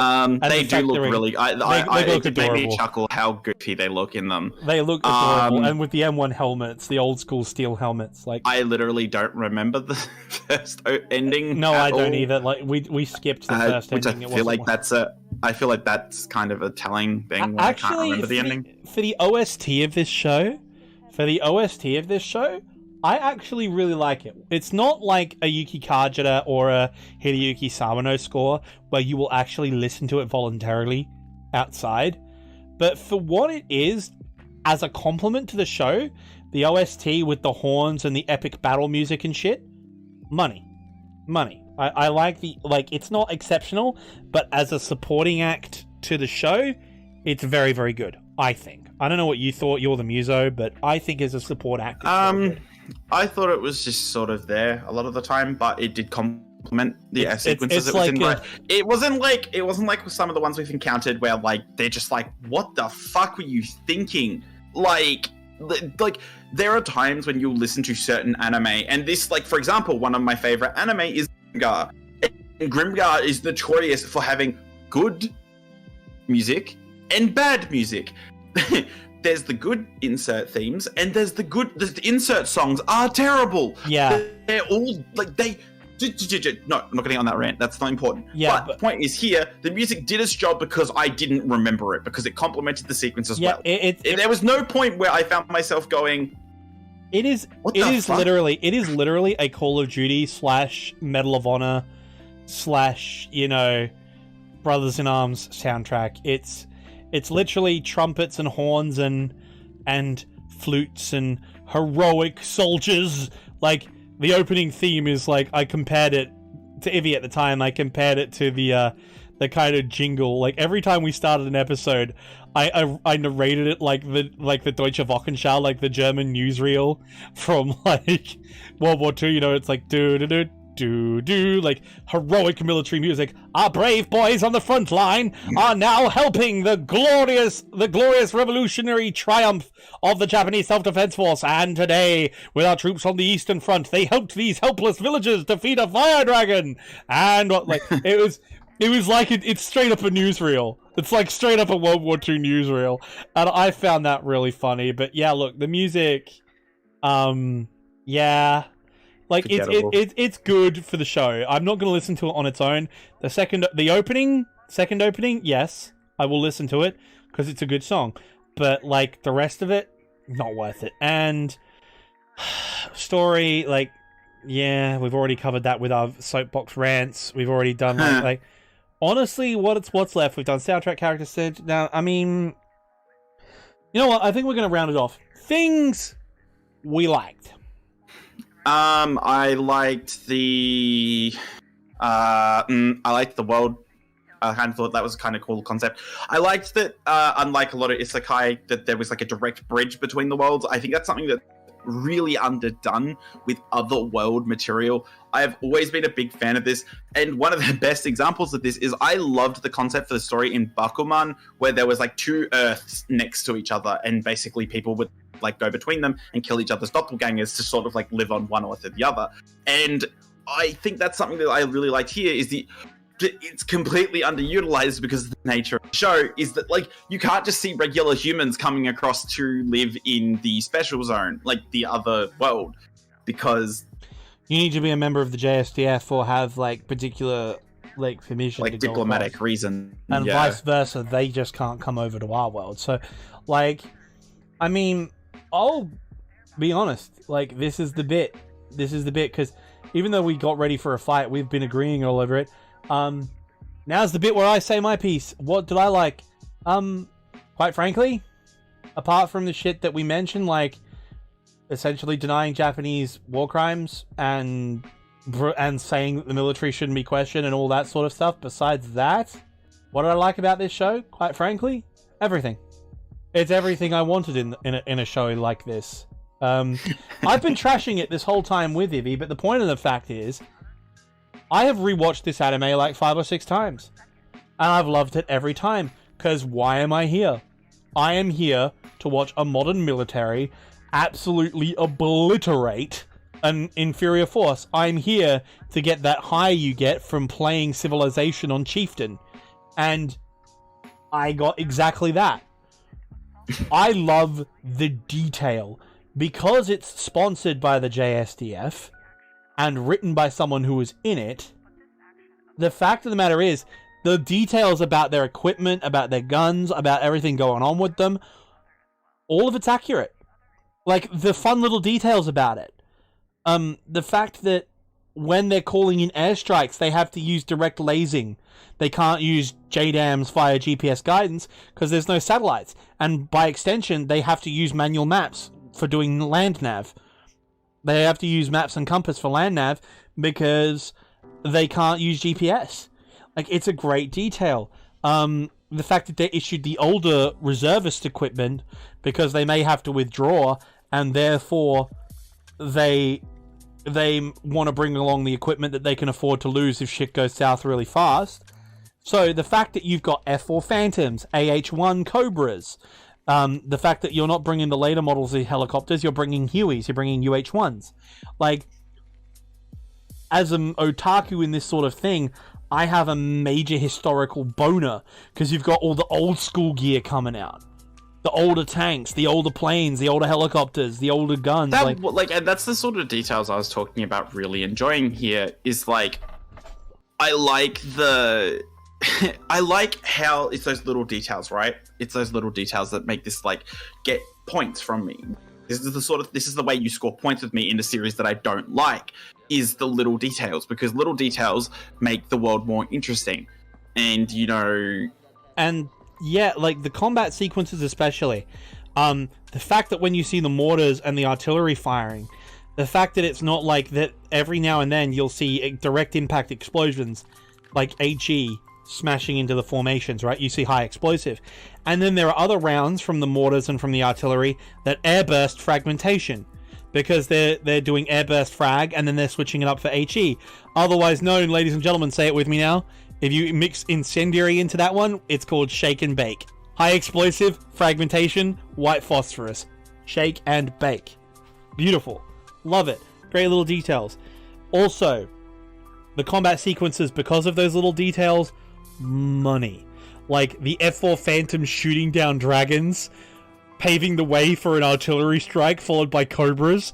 Like you hit it with a fucking sidewinder, then you gun them, and then you hit them with a tow missile, and then you hit them with HE from howitzers, right? Beautiful. And their orders were minimum use of force if possible. That's not a minimum, as they quite rightly point out. That is not a minimum use of force. Also, points, dialogue. Yes, it was flat, the characters are flat. But when the military guys are doing military stuff, the dialogue, except for a few things, there are only 2 errors they've seen them make. At one point, they say over and out, and I want to smack someone. If any of you watching ever say over and out on a radio, I'm going to find you and I'm going to hit you, because it means 2 different things. Over means I've finished transmitting and I'm awaiting a reply. Out means I've finished transmitting and I'm not expecting a reply. I am ending the conversation. Also, they keep saying over after every sentence, which technically you have to do, but when you establish comms and you've confirmed who you're speaking to and you're starting a conversation over the radio, after a certain period of time, like after 3 or 4 transmissions, you switch to conversation, which means you don't have to say over, you simply pause and wait for the reply, right? And then you say over to recommence a radio process, or to say out, right?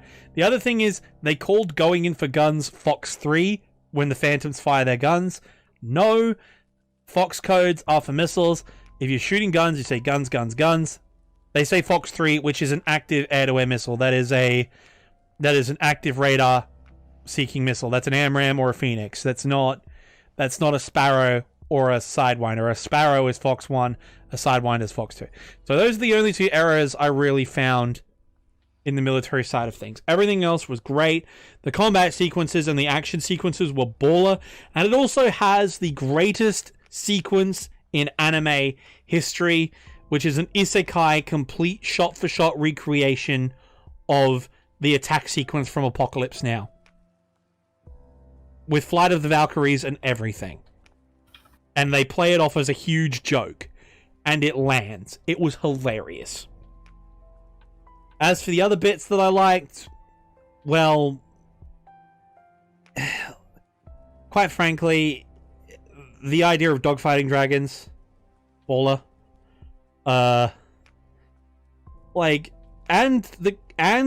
as 2D as they are, the characters are likable. Like, which we've mentioned before is a prop in our columns. Like, even if you have bland characters that don't really have a whole lot of way of characterization or character development, the thing you can do is have them be likable, even if they are boring in terms of everything else. And they're fun. Their dialogue is great. Like, the dialogue and the repartee between the characters is great. I enjoy it. It's quite fun. It's generic and it's 2D and you've all seen it before. There's no depth. But the bouncing dialogue between the squad, like Recon Team 3, like Kuribashi being a hard charger with a bayonet who fights ogres and men with swords with a bayonet when she has a perfectly good rifle, and all gung-ho like she wants to be a ranger. She's a badass. You've got Doc, who's best girl. Just being Doc, and she's best girl because she's Doc. Ladies and gentlemen, I know there might be some of you watching, 68 Whiskies, medics. You guys are the ballers. You're the real G's. I love you. Though not as much as I love this Doc because of obvious reasons. She is beautiful. If we're throwing down best girls, Doc and Kuribashi are there for me, followed by Rory. I have to pick a really niche character because she was on screen for all of 5 minutes and I just enjoyed her being there. I don't even fucking know her name. She was one of the knights, the one with the purple hair who got swooped up by the soldier. Beefeater. Yep. Yeah, but oh fuck, that's why I couldn't remember her name. It's because it's fucking stupid. Yeah, Beefeater. Like, well, they've all got weird names like Beefeater, Pina Colada, Bozes. Like, they've all got like, but yeah, she's really cool. I like her. Beef Eater Katie, I think is how you pronounce that one. Yeah, Kati, maybe. Which is a reference to the Royal Guards of the Tower of London, which is a reference to them. But yes, like the dialogue is good. Like it's not revolutionary, but for what it wants to do, it's good. Like creating banter between the characters, especially it has, and you know exactly what I'm going to say here. It has the best line, in my opinion. It's in the top 10 lines in an anime that I've ever watched that has made me piss myself laughing. Is the scene where they're fighting the fire dragon and they're going after it. And the commander, Itami, goes, "Alright guys, we gotta be careful. We're going in against this dragon. We've got to buy time for the civilians to escape. It can breathe fire, it's very dangerous, and it's huge, so make sure you watch your corners, direct your fires and all that." And he's like hyping them up, and then the sergeant major, who's obviously in his 50s and 60s, right? He's getting old. He's the senior NCO, so he's older than everyone here by a long way. Again, shout out to senior NCOs if there are any of you listening. Big ups. He says, and I quote, "Don't worry, fighting giant monsters is a JSDF tradition." And I lost my fucking shit, because as a kaiju fan, that is big. Also, fun little fact I really liked, I didn't mention it in the soundtrack, the vocal cue they use for the fire dragon is a direct parody of the Godzilla theme. Mwah! Thank you. Thank you. I love it. So, we've got kaiju references, we've got magic, we've got modern militaries laying waste, we've got phantoms dogfighting dragons. As I said, I have spent the past hour and 30 minutes trashing this show. Like I said with Arafueta, I hate everything about this show, and I loved every second of it. So, like, that's basically my point. Things I hated about the show, well, as we said, we spent an hour and a half hating it, so you know what we hate about the show. We've outlined pretty clearly what we didn't like. And look, so let's do our ratings, I'd say. Yep. You take the lead, I guess. Alrighty. Ladies and gentlemen, this show is horrible. It is apologia for war crimes, denies Japanese war crimes, is pure propaganda. It is generic isekai in every sense of the word, and it is an 8 out of 10 from me. Because the level of enjoyment I have from this show, of watching the military kick some ass and do it awesomely. Like, military tactics, like, the way they've represented the like, the rest of the show is trash, but when the JSDF is on the job, like with assassin team sneaking through the city and lasing targets for the bombers, like the parachute drop in the big finale where they engage the enemy head on, where the paratroopers liberate the embassy and rescue the diplomatic staff, when the tanks are out there laying waste to the enemy army, when self-propelled anti-air is shooting down dragons, when F4 Phantoms are coordinating with Cobras and artillery to wipe out fire dragon babies, when you have a direct air assault on a castled city. Like, bro, when this show is going full military combat, like, it's baller. Like, it's straight up baller.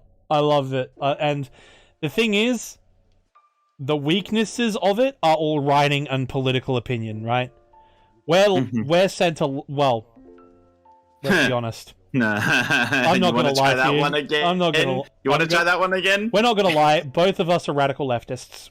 I'm an orthodox Marxist sort of syndicalist. It's like, basically, you guys call it a contradiction in terms, but I'll make my position clear again for everybody. I'm a libertarian Marxist with syndicalist tendencies. I like trade unions, and I like...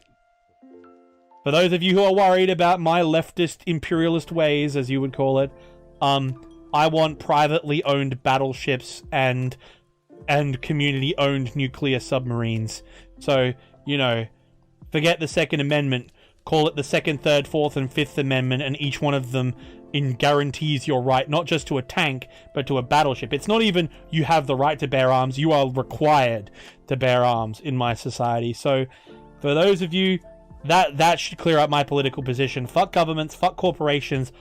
Everybody should work together. We should all work together and trade and sell things. And so, with all that in mind, as a libertarian leftist, I have to say that politically, we were never going to agree with this show at all. Nope. Like, we are fundamentally opposed to all of the ideological points in this show, right? Yep. But taking all of that into account from my perspective, besides my political opposition to this show and the poor writing, every other component, like all of the technical aspects of this show, and then there's the guilty pleasure aspect of the military laying waste to it.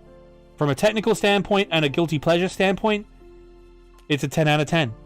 So docking 2 points for my political opposition to it, it's 8 out of 10.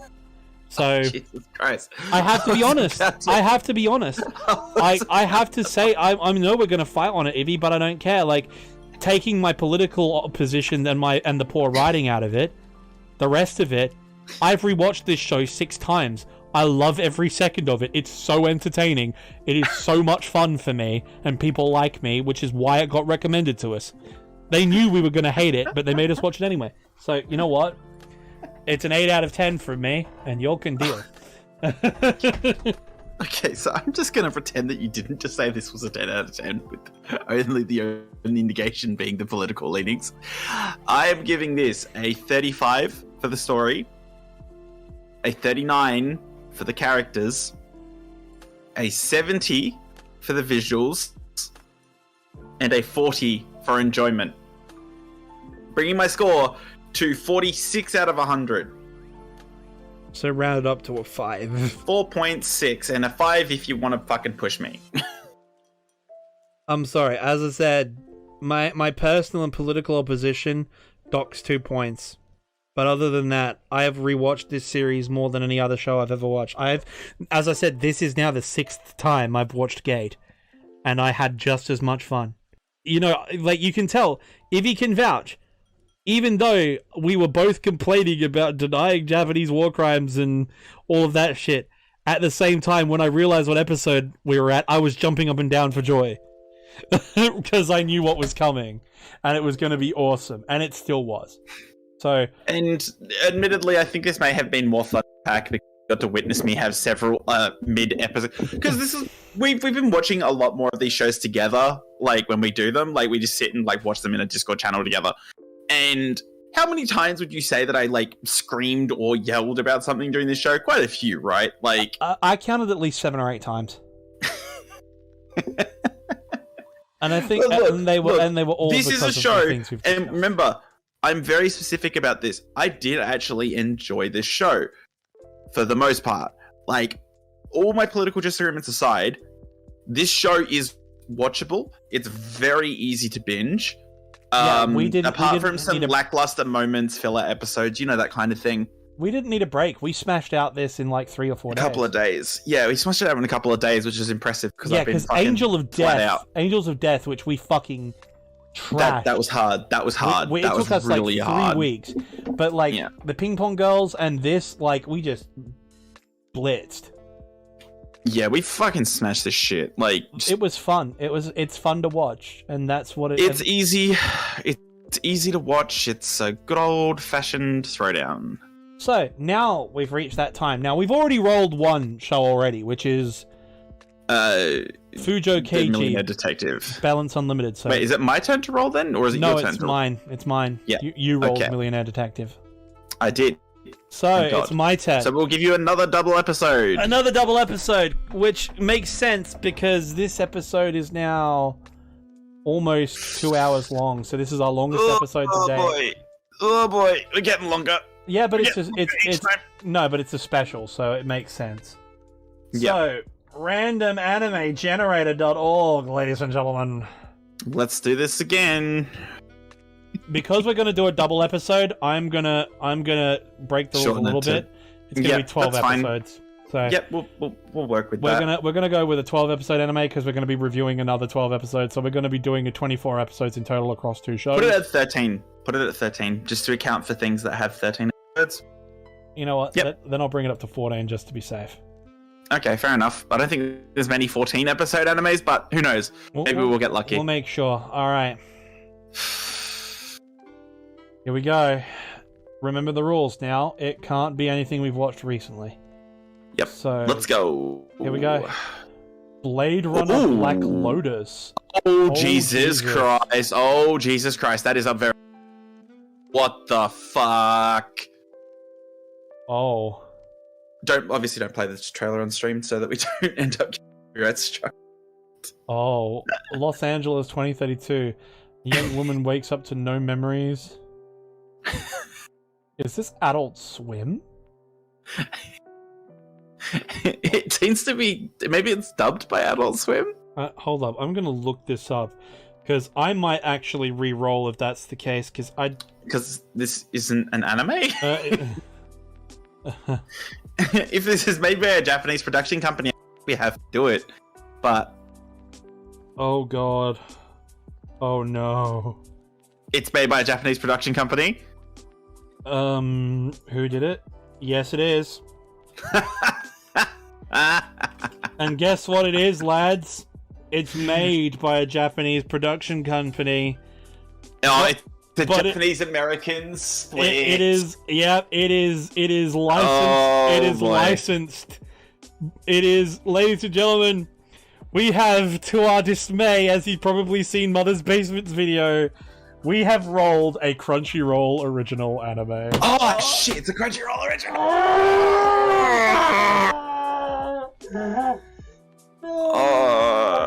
So this is like we finally get a good show, and then we go. Okay, Average score of 5.5. That's rough. That's rough. Alrighty, because this is getting so long. Thank you all for your listening. We're so happy to see the amount of people who are listening both here and on podcasting. Really cool, guys. Yeah, guys. Like, just over the moon to see the response to this. We're glad that you like hearing our mental breakdowns for fun. This was a long episode, man.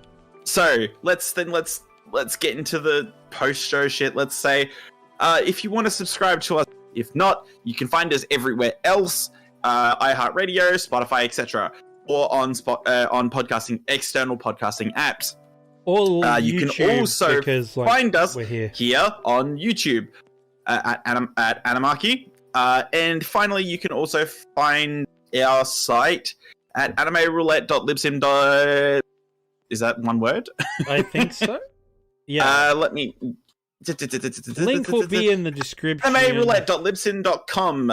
You can find that in the link description. And we hope to see you more for more suffering. Oh, God damn it! This is what you get for putting gate on me. Blade Runner ripoff. A Crunchyroll Next time original. I'm gonna pick a fucking series of animes like, for the character. Oh. you do realize if he picks the list of shows to choose from, it's either going to be like some really sappy romance anime made in like 2009, or it's going to be the gayest shit you've ever seen in your life. Yeah, let's go. Anyway, I've been Pacman. And I've been V. See you next time. God fucking. Don't commit war crimes for fun. And also, please question your militaries. Like, I understand we all love our troops and support. Question your government, question your media, question your military. None of them. Yeah, look. I'm going to leave my own political message. Support the troops 100%. Fuck the military and fuck the government. Support the troops, not the state. See you later. Know when to hold 'em, know when to fold 'em, know when to walk away, and know when to run. You never count your money when you're sitting at the table. There'll be time enough for counting when the dealing's done.